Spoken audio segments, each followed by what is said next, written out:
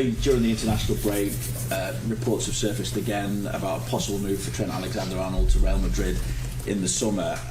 With that, obviously fans are wondering what is the likelihood that he will stay beyond this season. So what's your understanding now of Trent's situation? What change has there been, if any, in his position regarding his future, and therefore what has he told you of his intentions? Now, his situation is unfortunately that he's injured. Otherwise, people would have probably spoken about him that he had one or two brilliant performances for the England team. But he's injured, and for him that means that he's fully focused on his recovery. And for us that means that we're trying to help him to be back as soon as he can. And for the rest, of course, for 8 months it went a bit up and down, maybe with all kind of talks about him, Virgil or Mo. But we've never been focused on those talks. We've always been focused on what we have to do. That for Virgil and Mo is trying to win the Merseyside derby. And for Trent it is making sure he's fit as soon as he can. Just to push you on that a little bit though, given those reports, does that affect you at all, and does it concern you that this could be the end for Trent here at Liverpool? No, because it's a situation that is there for eight or 9 months now, and I think all these three players have performed so well under these circumstances. So no, it doesn't affect me at all. I think there was a bit of noise about us losing against Paris Saint-Germain, losing against Newcastle as well. I always try to be rational and try to judge the situation. And in the Newcastle and Paris Saint-Germain situation, I don't think this happened many times that from the 9 serious games a team plays in Europe, because I don't took the PSV game serious. Because we were already qualified. When you win 8 and you only lose 1, that you're out before the last 8, before the quarterfinals. I was a bit more frustrated about the final, because I think we deserved to lose that one, and that is for the first time I think we deserved to lose a football game. We were not tough in terms of defending. We were not good with the ball. So there were not many things to like about the final. It's the first time this season as well that you've lost back-to-back games. So what job have you had to do to pick the players up, and how has that been impacted by the international break? Yeah, they immediately went to the national teams, and they've played. All of them played important games over there. So when we came back, I did come back to both situations, but I think for most of them, they didn't forget, because they know what have happened, and they are, like me, disappointed for us not winning our first trophy and being out of the Champions League. But we are also realistic, like I just said. If you played 9 games in Europe, you won 8, and you could call it unlucky by going out with penalties. That is something, I think we've tried everything in that game to go through to the next round, and I can't blame any player at all for that game. For the final, we were also outworked, and that's not what I like. What are you expecting then from this Merseyside derby compared to your first experience of a Merseyside derby?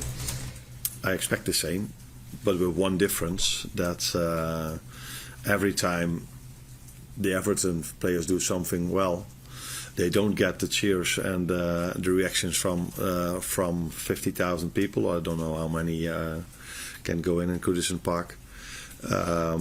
But our players will get that reaction after every tackle they make, after every pass they do. And that is a different emotion. But football-wise, I expect the same, because this is what Everton have done in the last 9 games now, or last 10 games when David Moyes is in charge. They didn't lose one football game in the last 9 Premier League games. So it would be a surprise if they are going to do something different. And we are top of the league, so it would be strange if we are going to change something as well. Well, that last meeting obviously got a bit heated towards the end. Are you given just any thought into just avoiding getting dragged into anything like that again in any future games? Yeah, I'm hoping I will act differently next time, but I can't promise.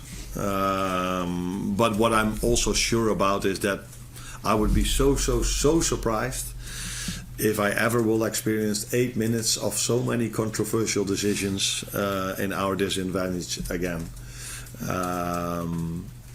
So yes, even if it happens, I hope I act differently, but I can't promise. But I don't think I'm going to experience that again. But you never know. Football is unpredictable. After a disappointing result, sometimes the manager or players say we want to play again as quickly as possible to get out of our systems. But it's been 15, 16 days since Wembley. What's the feeling here? Are you now desperate to play? Is that the sense you're getting? I definitely am, because it's been 15 or 16 days or even longer before I last managed a game. But many of our players played 1 week ago important games for the national team. So, but everybody can understand the position we are in at the moment, that we're all looking so much forward to the upcoming 9 games. So yeah, players are refreshed in my opinion, but it wasn't all negative. We've played a final, so we've managed to play a final against a very good Newcastle team, and we had one great game, and the other game we defended really well against Paris Saint-Germain, which was in my opinion the best game in the Champions League so far, and we got beaten by a very, very, very good team. But wow, what a game we played as well. So yeah, you can always look at the result, which was not the way we wanted in 2 games, but I was proud of our performance against Paris Saint-Germain. It was maybe the best game we've played this season, but unfortunately we lost it on penalties. Hi Arne, you described the previous 3 matches as being cup finals. I just wondered if you take that attitude into this game and into the remaining league games you have, despite the fact you've got a good lead at the top of the Premier League. Yeah, but in the final stages of the season, every game matters, and if I now again say it's going to be 9 finals, yeah, it is for every team 9 finals, but it was a bit, because we played the final, I used the word we played 3 finals in a row, because Paris Saint-Germain was also a knockout game. But yeah, these games are very important for us, the upcoming 9, starting with the following one, and that's Everton. Not only because it's the Merseyside derby, also because we are in such a great position in the league. Just wonder about Chiesa as well. He obviously scored in the cup final, and I know you've said before that you've struggled to sort of see too much of him in training given how many games you've had. I just wonder, given the impact he had off the bench last time, do you see him having more of a role in the team between now and the end of the season? Yeah, it wasn't only that I didn't saw a lot of him during training sessions because we had so many games, it was also because he was more than he wanted, more than we wanted, injured. But it was good to see that he impacted the game when he came in. That is what has happened a lot this season already, that when players come in, they impact the game. The assist was from Harvey Elliott, who has impacted the game a few times now in the last 3 or 4 matches. So it's good to see that all these players are ready, and that is partly my job, but also partly the players' job to stay ready for the moment we need them. And he's in competition with Mo Salah, and I don't think you can deny that Mo has quite a good season. So that makes it sometimes tough for him. But we know we can trust him the moment we need him. And not only him, it's also the likes of all the other ones that maybe haven't played as much as Mo and Virgil. But we can trust them every time we need them. Arne, as the last international break of the season, is it any different from your perspective? Does it offer a slightly unique chance to maybe ramp up any plans for the summer or anything like that? No, the only difference is that the first 3 were after maybe a month or 2 months of work. This one was after 4 months of non-stop work. So I liked this one the most, for the simple reason that it was 4 months in a row. So it was my first experience by playing in the winter as well. So this one I liked the most. I needed the most maybe as well. But there's no difference between back then and now. If you want to achieve something in the Premier League, in the League Cup, in the FA Cup, or in the Premier League, you need to compete with the best teams in the world, so the Premier League teams or the Champions League teams. So there's no room for going a gear down. You always have to be on top of your game. You have to be that in September, you have to be that in October, in March, and definitely also in April and May. And you suggested there how much you're kind of itching towards playing again, and also I imagine, as you've spoken about, there was disappointment from how it finished. Do you have any strict rules personally with yourself? Do you allow yourself a bit of time to reflect and then switch off and then start kind of building back up again? Yeah, of course you reflect. You reflect on the first 8 or 9 months. You reflect on the last part before we had the break. And like I said, I think I'm mostly rational. Sometimes, after certain 8 minutes, I'm a bit emotional, but mostly I'm rational. And then you also reflect, and I think I said it immediately after we lost the final, that it wasn't only negatives in that week. We also extended our lead to 12 points. So that tells you that we did really well in the league. Yeah, that we lose against one of the best teams in Europe with Paris Saint-Germain was far from ideal. But if I have to go out of a tournament, I prefer to go out against Paris Saint-Germain. I prefer to lose against Newcastle, which is a great team. And I think it's an embarrassment and close to a disaster if you lose against Plymouth Argyle. I do respect them a lot, but they are not of Paris Saint-Germain quality or Newcastle quality. So if you have to leave a tournament, then do it by being beaten against 2 very good teams. Carl? It's rare you hear a manager say that their players are refreshed after an international break. Usually it's concerns about travelling and stuff.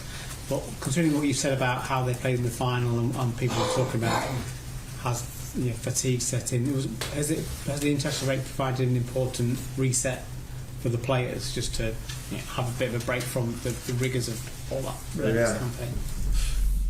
So then I try to be rational again, and if I look at the Paris Saint-Germain game, I don't think in the 8 or 9 months I've been in this job, I've seen my players work that hard as they did for 120 minutes. So maybe that was also the reason why we looked tired in the final. But again, maybe I don't give the right credits to Newcastle because they made it so difficult for us because of their game plan. So now we're all saying, we lost this because we were tired. No, I think when we were fit and Newcastle played the way they did, it would have still been a very, very, very difficult job for us to win that game because the Newcastle players were so ready for it, played such a great game. So I don't think we were tired for the simple reason that against Paris Saint-Germain we were incredible in terms of work rate and in terms of intensity. And they are maybe a bit more refreshed than after a normal international break because normally we play in the weekend and now we play on Wednesday. So most of them had a few days off as well for the first time in months that they had 3 or 4 or 5 days off.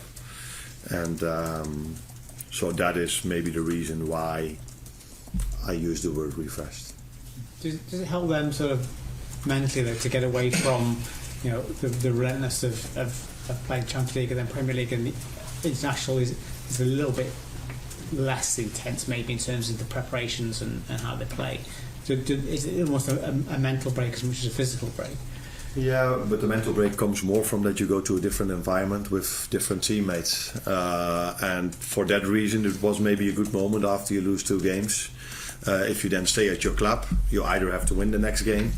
But if you go to your national team, things are new again. And it's the same if you go from Premier League to the Champions League. It's a different tournament. So it's a different league, sorry. So maybe that helped as well. That I know, for example, the Dutch team, they played Spain 2 great games. England had also 2 games, maybe not the nicest one to play, but they won both of them. So it's always nice if players go to a different environment and then come back with us after good experience. Because, for example, Lucho Diaz had 2 goals, Cody Gakpo had a goal. So a few of our players showed themselves in a very good way again. Hi, Arne. Set piece strategy didn't exactly go to plan at Wembley, either attacking or defending. And if you look in the league this season, Liverpool had 26% of their goals conceded come from set pieces, which is actually the 5th highest in the league. And going up against an Everton team who scored 41% of their goals from set pieces, which is the highest, including the opening goal at Goodison. Now, I'm not going to ask you if you've changed anything because you're not going to tell me, but have you spent more time working on set pieces this week than you would do maybe in a normal week? It's funny because I try to use data as well, but I always try to use it in my own advantage. So you tell me that 26% of the goals we've conceded are from set pieces In the league this season. in the league this season, but we're also defensively, when it comes to corners, the best team in the league when it comes to set pieces and when it comes to corners. So it tells me more that we hardly concede goals, and then if we do concede, a part of it is set pieces, and then because we only conceded 3 or 4, I don't know exactly the number, it's already 26%. But from all the teams in the Premier League, we have the best record in defending corner kicks. At least that's my data. But we are aware of the fact that we again face a team like Newcastle with Everton, that is a team that is very strong in set pieces, because we conceded the first goal in the Merseyside derby from a set piece. And we conceded a goal against against Newcastle from a set piece. And I've said many times that in big games, and the Merseyside derby is one of them, the big Champions League games, a final is one of them, you cannot win a big game if you have a negative balance in your set pieces. And our main competitor at the moment, Arsenal, shows us on a weekly basis the importance of set pieces. So we are focused on it. We want to do better in our attacking corners, but I'm hoping we can keep our record as being the best team in the league defensively by defending corners. The last one. Just checking team news, Arne, Gravenberch and Alton, are they okay? And how far away is Conor Bradley from the 10? Ryan is okay, although we have to train one more time, but he's okay. Ali trains with us as well. The last check has to be made. I think that's this afternoon after the session, if he's available to play. And Conor is training with us again, but we have to make a decision on whether he's playing, and if playing means coming in or starting, that's something I keep for myself. But he's only had a few sessions after being out quite long with a repetitive injury, is that the way you say? Yeah.